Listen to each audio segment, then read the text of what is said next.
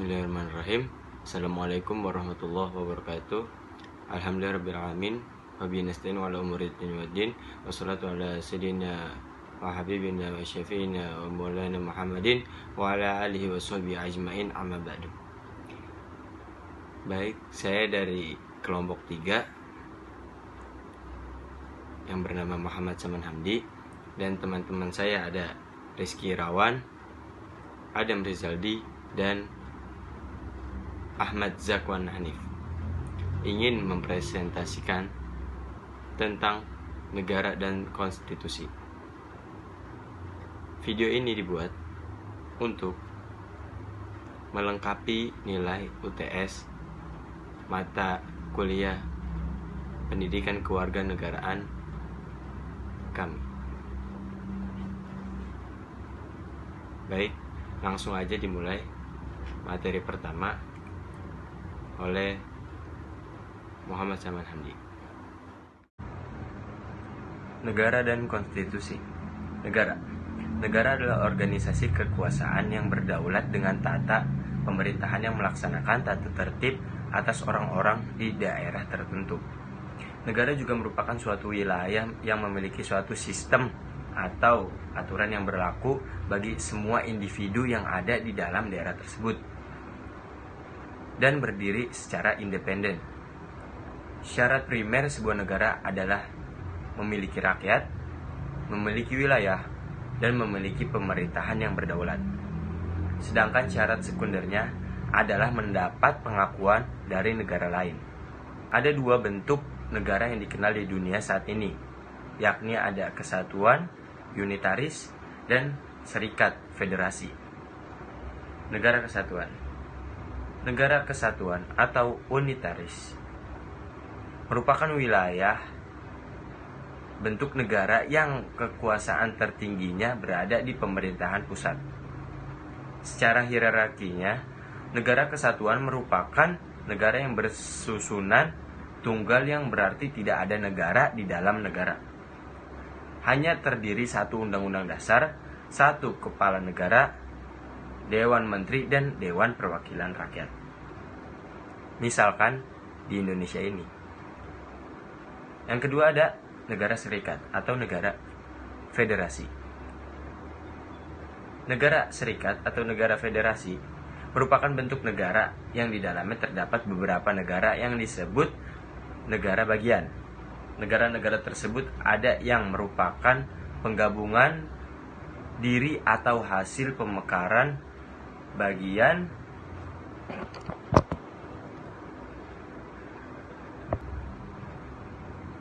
selanjutnya ada unsur-unsur negara. Unsur-unsur negara menyangkut 1. Rakyat. Rakyat adalah semua orang yang mendiami wilayah suatu negara. 2. Ada wilayah. Wilayah merupakan tempat tinggal rakyat di suatu negara dan merupakan tempat menyelenggarakan pemerintahan yang sah. 3. Ada pemerintahan yang sah. Pemerintahan yang sah dan berdaulat adalah pemerintahan yang dibentuk oleh rakyat dan mempunyai kekuasaan tertinggi. Pemerintah yang sah juga dihormati dan ditaati oleh seluruh rakyat serta pemerintahan negara lain. Dan keempat, pengakuan dari negara lain. Negara yang baru saja merdeka harus mempunyai atau memiliki pengakuan dari negara lain karena bersangkutan dengan suatu negara di sekitarnya. Selanjutnya yang C, yaitu pengertian konstitusi. Konstitusi dalam bahasa Latin ialah constituency atau undang-undang dasar, atau disingkat dengan UUD. UUD dalam negara adalah sebuah norma sistem politik dan hukum bentukan pada pemerintahan negara.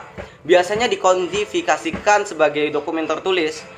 Hukum ini tidak mengatur hal-hal yang terperinci, melainkan hanya menjabarkan prinsip-prinsip yang menjadi dasar bagi peraturan-peraturan negara. Dalam kasus bentukan negara, konstitusi memuat aturan dan prinsip-prinsip entitas politik dan hukum. Istilah ini merujuk secara khusus untuk menetapkan konstitusi nasional sebagai prinsip-prinsip dasar politik. Prinsip-prinsip dasar hukum termasuk dalam bentukan struktur, prosedur, wewenang, dan penjaminan hak kepada warga masyarakat.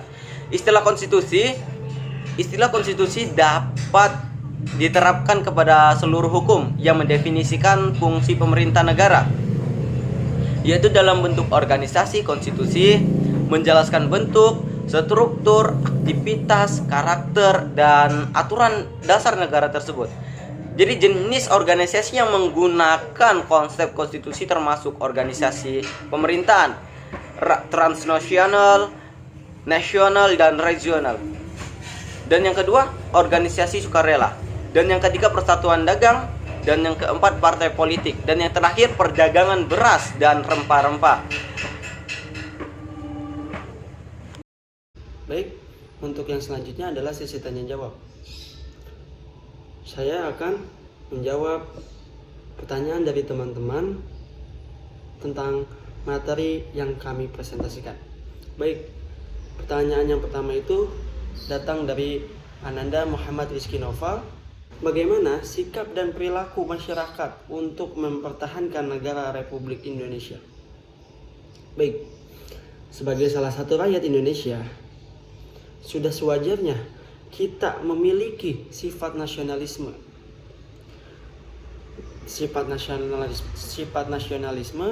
terhadap pertahanan NKRI.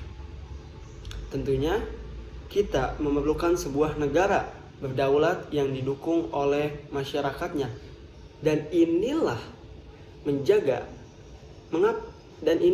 mengapa diperlukan beberapa jenis sikap terpuji untuk mempertahankan NKRI, yaitu sebagai berikut. Memiliki sifat untuk bisa mempertahankan negara, bisa dengan mudah menerapkan dan mengamalkan nilai Pancasila. 2. Memelihara adanya keamanan maupun ketertiban di dalam masyarakat. Karena NKRI terdiri dari banyak suku, jadi kita harus mampu menjaga persatuan antara suku agar tidak banyak terjadi bentrok. Yang ketiga, menghalangi dan mentiadakan sifat separatisme atau ingin memisahkan diri dari NKRI. Nah, yang selanjutnya menumbuhkan sikap toleransi yang kuat, menjaga kesatuan dan persatuan, tidak mempermasalahkan perbedaan yang ada, menjaga beragam budaya atau adat istiadat perbatasan Indonesia. Yang selanjutnya tetap menjaga dan mempertahankan keseluruhan pulau yang ada di wilayah Indonesia. Baik, untuk pertanyaan selanjutnya berasal dari teman kita, yakni Ayu Andira. Kenapa adanya konstitusi negara kita tetap tidak kokoh? Bagaimana agar konstitusi membuat negara kita tetap kokoh dan dapat dijalankan? Baik, setiap negara pasti mempunyai pondasi, pilar, dasar negara. Begitu halnya juga dengan negara Indonesia. Mempunyai pilar-pilar dalam kehidupan berbangsa dan bernegara. Konsep ini digegas. Beliau menggegas konsep ini mengingat 4 pilar ini adalah mutlak dan tidak bisa dipisahkan dalam menjaga dan membangun keutuhan bangsa. Seperti halnya sebuah bangunan, di mana untuk membuat bangunan menjadi kokoh dan kuat dibutuhkan pilar-pilar atau penyangga agar bangunan tersebut dapat berdiri dengan kokoh dan tegak. Begitupun dengan kuat, berdiri tegak dengan kuat. Begitu halnya juga dalam kehidupan berbangsa dan negara ini. Baik, pertanyaan yang terakhir berasal dari Ananda Fajri, yang sudah terpapar dalam makalah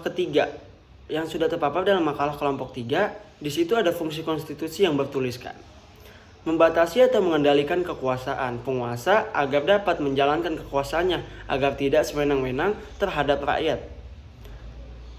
Dan pertanyaannya adalah bagaimana jika ada salah satu penguasa yang menjalankan kekuasaannya dengan seenak-enaknya atau menyalahgunakan kekuasaannya.